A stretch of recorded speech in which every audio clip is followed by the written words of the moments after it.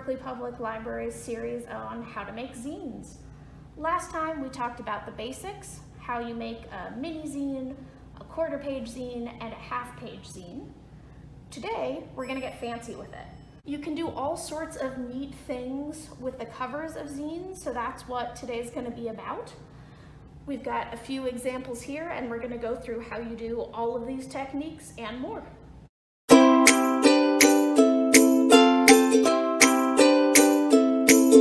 The simplest way to make your cover pop: here's the inside of the zine, here's a piece of colored paper or a piece of patterned paper. You wrap those around the inside pages and you've got a beautiful zine with a really colorful cover. Here's an example of one where the illustration is still black and white. You can still do black and white copies, but I've copied the cover pages onto this bright pink color so that the zine stands out a little more. The trick to remember when you're doing this is that usually, you would fold your cover, this is the front cover, and this would be page 1. But if you don't want that to be on the colored paper, you just number the inside pages separately. So when you're making your inside pages, instead of a front cover, you just have 1, 2, 3, etc.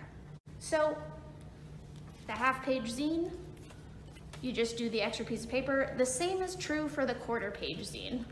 I literally just added the green sheet of paper outside the inner pages. The one trick for this is that because a quarter-page zine uses just half pages, you are gonna end up with half a blank sheet of colored paper. So what I like to do is actually make one copy of my cover on like plain paper, and then using the copy you have on the plain paper and the original, you put them on the copy machine at the same time, and then you can print 2 covers per piece of colored paper.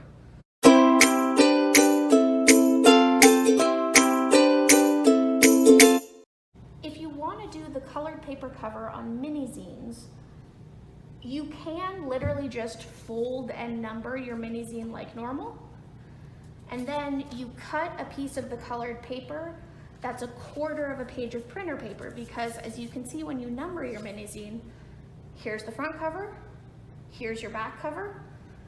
So if you cut one that's a quarter, which is to say 2 of the 1/8 pages, boom, you get yourself a nice color cover that's only covering the front and the back cover. But this can be kind of tricky if you've already folded and stuff. It gets a little messy trying to like perfectly match that fold. So I actually recommend doing it a different way.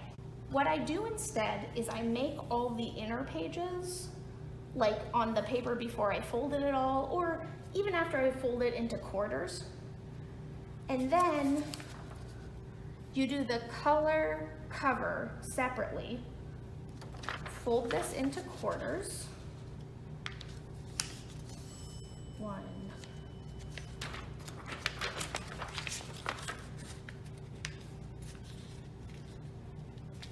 2.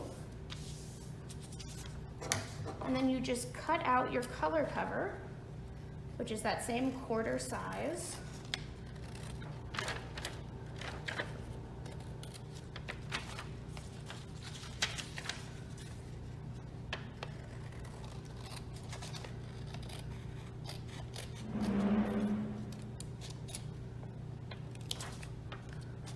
And you either glue it down right now on the original and then make color copies, or you just do a bunch of these, like you can do 4 of them on 1 sheet of paper, just like we talked about saving paper with a quarto. Print as many of those out as you are gonna do copies of the inside pages. And then you can literally just, when you've folded it all nice into your little zine, just fold the cover in half, glue it down, and you have a color cover. Remember, with a mini zine, because the pages are doubled over, the inside page, that number 1, will not be on color paper. You number the mini zine the exact same way, regardless of whether you're doing a color papered cover. By the way, that fold it into quarters and then do one continuous cover trick is also how you make a 2-page spread in a mini zine. You can tell that the original of this had cut out pieces of magazine and paper, and by the way, that's another really fun way to make your zine more unique, but it was all done as one. It did not originally have the fold there. When they were making this mini zine, they folded it into quarters, they put their whole spread on here and they copied it, unfolded, and then later they folded and cut each copy. So it's not just for covers. You can use these techniques pretty much anywhere in your zine.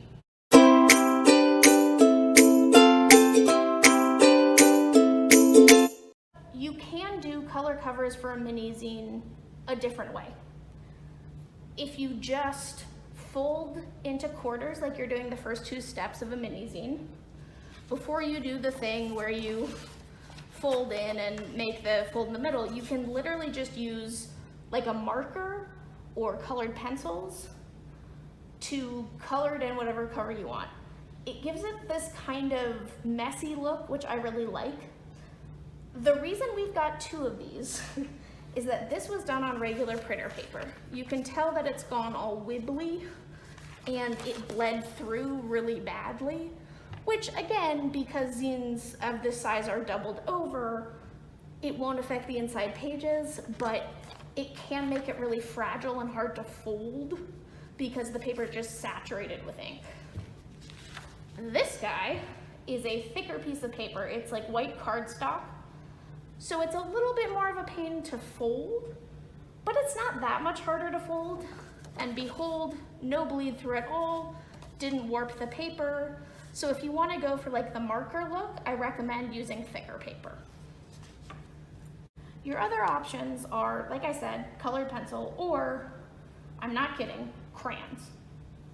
Bring yourself back to preschool for a moment. Crayons are fantastic for zines because they have no bleed through. They're really hard to see at all on the other side of the paper. And the color just really pops. You can get that same sort of marker effect without making your paper damp. This is an entire cover for a quarto that I did. I printed a pattern off of the computer and then I hand colored in all of those with my crayon, which means that if I do color copies of it, I keep that cool sort of scribbly effect, but I also get all the color. And this will go through a copier no problem because again, no bleed through. Well, I say no bleed through. You will notice some bleed through here. That's not from the crayon. That's because when you print out a computer pattern like this for your cover, it doesn't come up to the edges, which means you have 2 options. You can trim off these white bits, or you can do what I did, be kind of lazy, use Sharpie to just add in the last bit of that pattern that was missing, color in what's left, and it doesn't bleed through badly enough that it's a problem for copying. So that's always an option. If you do end up trimming, that means you'll also have to trim all your inside pages. So you can see why I usually go for the lazy option.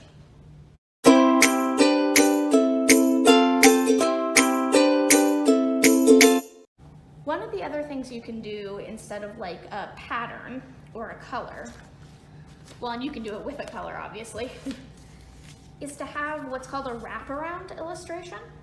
So this is all one continuous picture. I put on text that you can only see when you're looking at the front cover, but the rest of it continues front to back.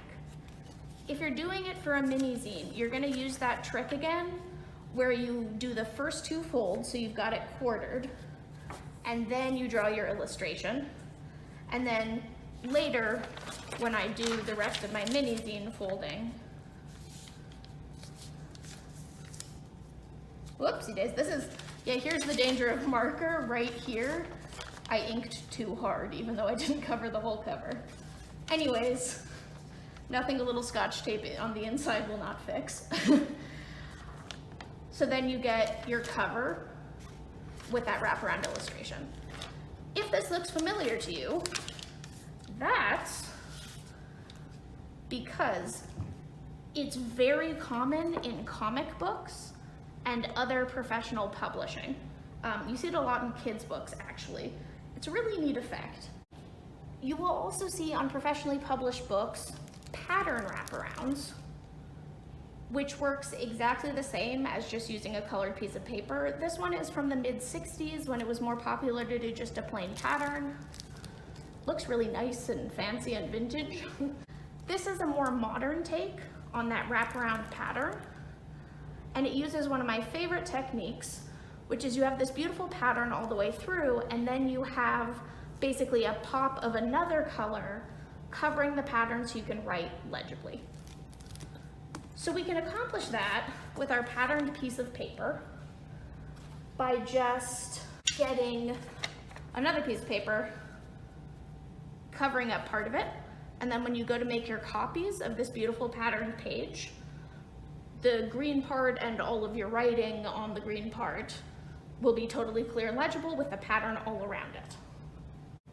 When you're doing that like cutout over a pattern technique, one thing you can do that I really like is use the same color of paper.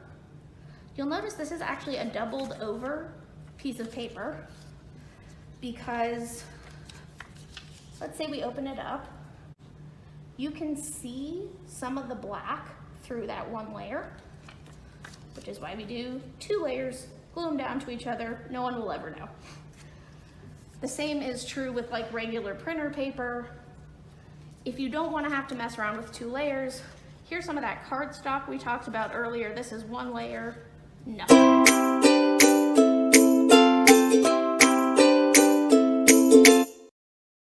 We've got 3 more little techniques that you can use to make your cover stand out. One is washi tape. I love washi tape so much. It's basically just pattern tape. You take some of it. This one has adorable succulents. Stick it down wherever you would like. It's really nice to make like patterns with, especially with this heart one. You know, maybe you would do a border around your cover or something like that. You can also use crayons. I mean, obviously you can color things in, but something I actually really like to do, get a few crayons. See how I'm holding them in a kind of triangle shape? Hold them together, make sure that they're all about the same amount of like brightness, because if you have one really pale crayon, it won't stand out. Hold them together in your little triangle squad and start doing circles with them. You can also, if you let it slide out to the side, you can have them that way. I personally really like the look that you get when you do the triangle, so they're all kind of on top of each other. And then of course you have stamps. You can use big ones, small ones. This one is huge. It's a brick pattern.